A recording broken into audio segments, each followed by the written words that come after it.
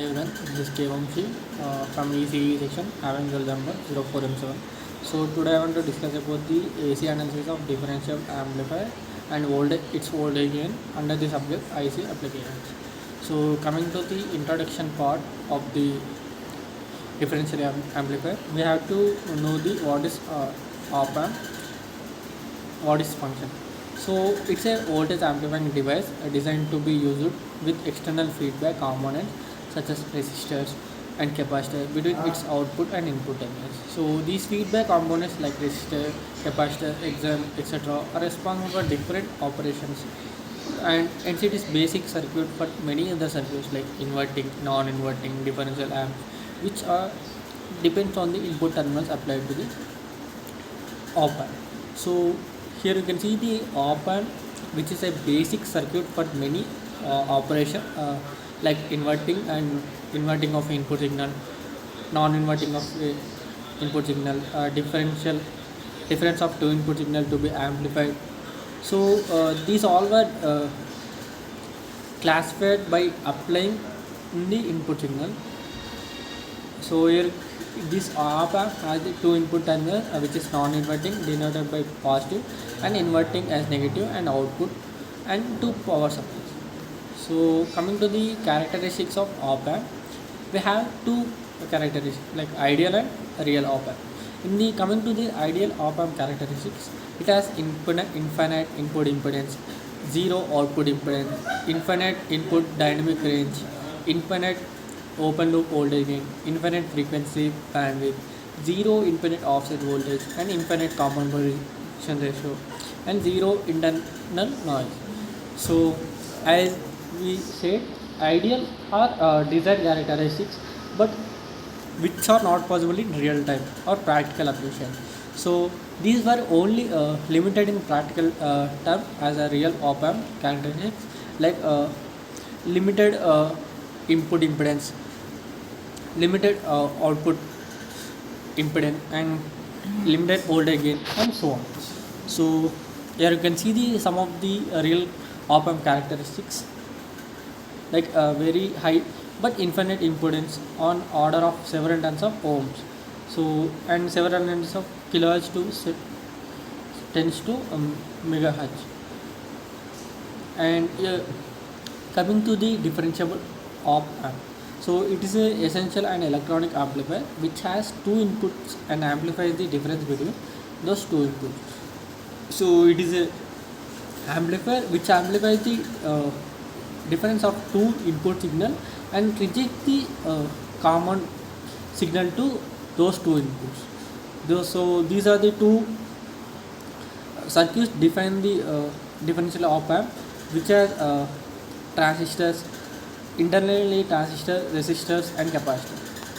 So one of its input is inverting, which is negative side, and non-inverting as positive side. And depending on the nature of these input and output signal, there can be four different classifications of voltage amplifier gain. So voltage in voltage out, like current in current out, voltage in current out, and current in voltage out. So from the before circuit, we have Q1 equal to Q2, where transistor 1 and transistor are equal, and resistor R1 and R2 are also equal. So coming to the some of the characteristics of a differential amplifier, it has high differentiable voltage gain, low common mode gain, high input impedance, low output impedance, high CMRR, large bandwidth, low offset voltage, and current. So these are the practical characteristics of a differentiable amplifier. So to analyze the circuit, we need to evaluate the certain parameters using two analysis method like DC analysis to calculate the operating point, and we do AC analysis to calculate the voltage gain, input resistance, and output resistance. So and other some parameters are common mode rejection ratio, SMRR, and efficiency. So let us focus on the AC analysis of a differential amplifier. By in the AC analysis, we short circuit the DC power supplies. So by result, as result, we get this circuit as it is a symmetric circuit which where transistor is converted into R parameter. So for the AC analysis, let us apply the KVL in two loops, one like loop 1 and loop 2. We get V1 equal to RS1 into IB1 plus IE1 RE plus IE1 plus IE2 into RE, and V2 as RS2 plus IB2 plus IE2 RE plus IE1 plus IE2 into RE. So substituting current relation, we get V1 and V2 equal to RS by beta plus IE1 plus RE plus IE1 plus RE into IE1 plus IE2, and V2 as RS2 by beta IE2 plus RE IE2 plus RE IE1 plus IE2. So again, assuming RS1 plus by B and RS2 by B are very small in comparison with RE plus RE, and therefore neglecting this term, we get V1 as RE plus RE into IE1 plus RE plus IE2, and V2 as similar. So solving this equation, we get IE1 and IE2 as RE plus RE by into V1 minus RE by V2 by RE plus RE whole square minus RE whole square, and IE2 as similar. So the output voltage V0 is given by VC2 minus VC1, where VC2 equal minus RC IC2 minus of minus RC into IC1, and RC into IE1 minus IE2, where IC1 is approximately equal to IE1. So substituting IE1 IE2, we get the V0 as RC by RE by into V1 minus V2.